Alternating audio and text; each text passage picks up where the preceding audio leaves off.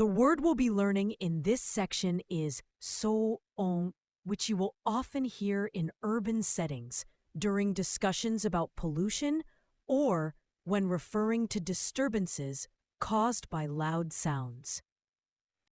The word so on means noise. It's referring to any kind of disruptive or unwanted sound that disturbs the peace or quiet in an environment. The first kanji means noise or uproar and often shows action or presence of loud disturbance. You can see it in words like sawagu, where it means to make a fuss or produce noise, and in sawagashi, where it describes something noisy or chaotic. The second kanji means sound or tone and relates to what we hear. It appears in words like ongaku, where it contributes the idea of sound to make music, and in hatsuon, where it refers to the sound produced when pronouncing words.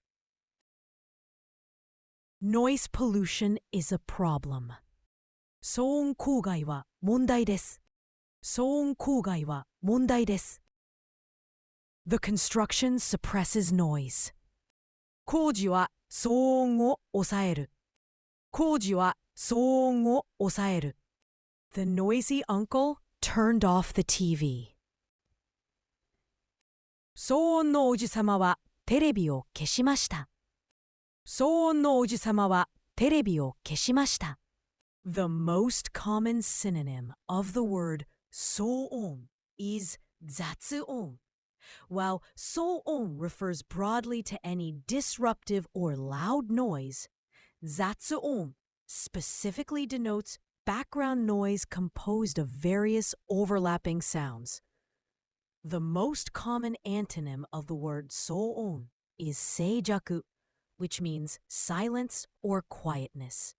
While 騒音 indicates disruption through noise, 静寂 refers to an absence of sound, promoting calm and peace.